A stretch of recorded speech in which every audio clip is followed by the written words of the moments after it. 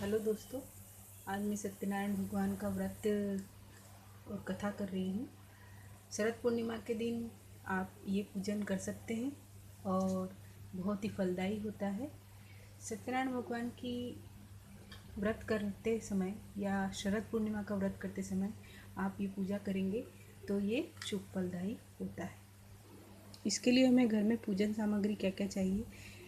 हमें चाहिए पूजा के लिए कंकु, हल्दी, सिंदूर, अक्षत।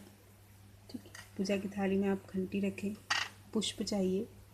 पंचखोखा में क्या होता है दोस्तों? खारक, ये बादाम, इलायची, लौंग और सुपारी। ये कमलगट्टा भी मैंने रख रखा है दोस्तों। ये महालक्ष्मी की पूजा मैंने कलश में जो रखा है उनके लिए है। चंदन, धूप बत्ती, मोली, जनेऊ, घी का दीपक, जल भर के कलश रखना है दोस्तों। अब हम कलश रखने के एक कलश तो हमें स्नान के लिए, पूजा आदि के लिए रखना है। एक कलश हमें स्थापित करना है। मेरे मंदिर में सत्यनारायण भगवान की फ़ोटो पहले से ही है दोस्तों, जिसे मैंने अभी साफ़ करके पूजा करके यहाँ पर स्थापित कर रखा है। तो यहाँ पर मैंने पाठ पे क्या कर रखा है, चावल से अष्टकमल बनाया है दोस्तों। अष्टकमल चावल से बनाया है। इसके ऊपर मैंने जल भर के कलश रखा है। अब इस कलश में मैंने क्या क्या रखा है, मैंने सारी पूजन सामग्री डाली है। चंदन डाला है, एक सिक्का डाला है और इसमें मैंने डाला है गंगा जल, चावल। इसके ऊपर हमने ये कटोरी में चावल भर करके और उस पर चांदी का सिक्का जिस पे गणेश जी, लक्ष्मी जी, सरस्वती जी। अगर आपके पास ये नहीं है तो सिंपल सिक्का भी चल सकता है। चांदी का सिक्का हो तो वो भी चल सकता है। आप इस तरह से इसको स्थापित करें। अब सर्वप्रथम हम क्या करेंगे दोस्तों, पहले हमें सबसे पहले दीप प्रज्वलित करना है दोस्तों।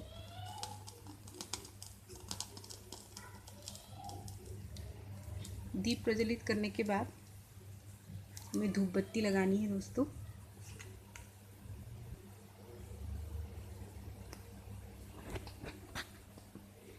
ये धूप बत्ती भगवान को दिखानी है दोस्तों, सत्यनारायण भगवान को, राम जी को, कलश देवता को। यहाँ पर मैंने शिव परिवार बिठा रखा है। सत्यनारायण भगवान को इस तरह से फिर हम इसे रख देंगे।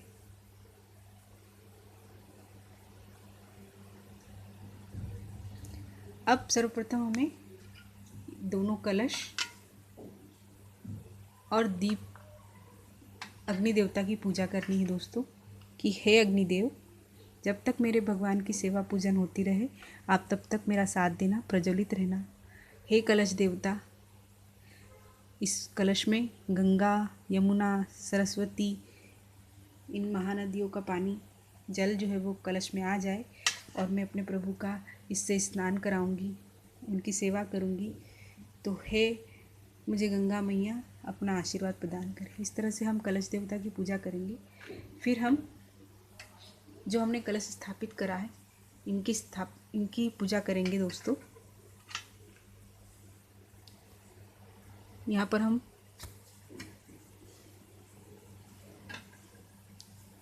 चंदन से सातिया बनाएंगे दोस्तों। सातिया बनाते वक्त आप ध्यान रखें, आपको सातिया बनाने का मैं एक वीडियो लेकर आऊँगी दोस्तों, वो भी बनाना आपको सिखाऊंगी कि कैसे बनाते हैं। एक्चुअली क्या होता है, हम जब सातिया बनाते हैं तो हम पहले क्रॉस करते हैं, जबकि हमें किसी भी चीज़ में गलत क्रॉस नहीं करना चाहिए।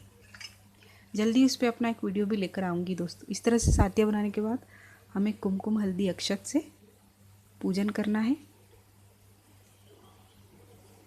इसके बाद यहाँ कलश में बैठे हुए गणेश जी, लक्ष्मी जी, सरस्वती जी को पूजा करना है।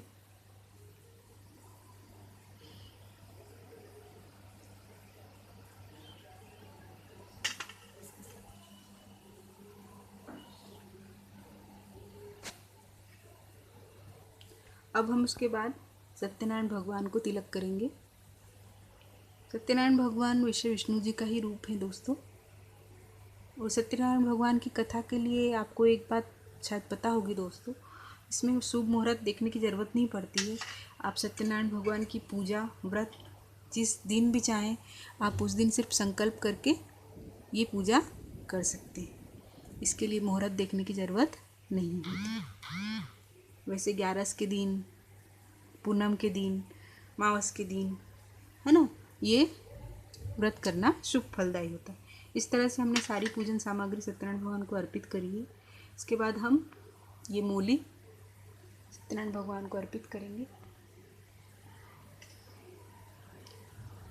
ये जनेऊ हमें कोरी नहीं अर्पित करनी है दोस्तों, इस पर चंदन लगाएंगे, हम कुमकुम लगाएंगे और फिर सत्यनारायण भगवान को इस तरह से अर्पित कर देंगे दोस्तों।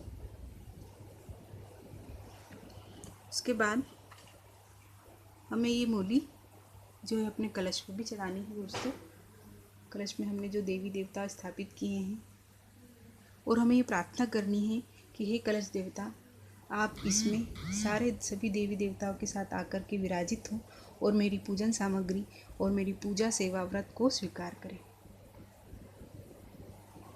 इसके बाद दोस्तों हमें ये पंचकोका लेना है। पंचकोका इसको 5 सामग्रियों की वजह से बोलते हैं दोस्तों। खारक, इलायची, सुपारी, लौंग और ये बादाम।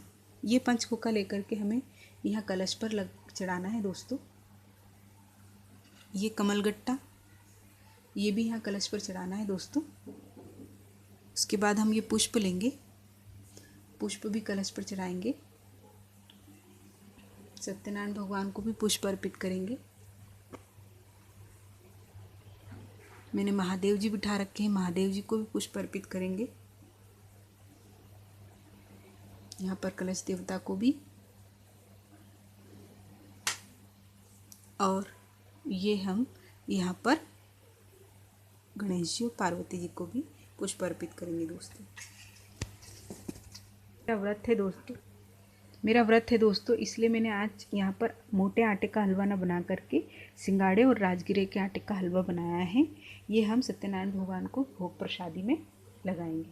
इस तरह से आपको ये भी पता होना चाहिए दोस्तों कि सत्यनारायण भगवान को जो भी भोग प्रसादी आप चढ़ाते हैं उसमें तुलसी का बहुत महत्व है। जब तक आप तुलसी रख करके उस प्रसादी को नहीं चढ़ाएंगे तब तक भगवान उसे स्वीकार नहीं करते। इस तरह से हमें ये इस पर 3 बार आचमन घुमाना है, घंटी बजाना है और 3 बार इसे हमें नीचे जल में पृथ्वी पर छोड़ देना है और उदानाय स्वाहा, व्यानाय स्वाहा, समानाय स्वाहा बोल करके भगवान को ये भोग प्रसादी अर्पित करने। अब इसके बाद हम कथा शुरू करेंगे दोस्तों। ये मेरे पास कथा की पोथी है, सत्यनारायण भगवान की व्रत कथा। इस पर मैं अपना एक अलग वीडियो लाऊंगी जिसमें मैं कथा आपको सुनाऊंगी दोस्तों। ये कथा पढ़ने के बाद हमें आरती करनी है, दोस्तों। आरती करने के बाद हम कपूर जलाएंगे दोस्तों।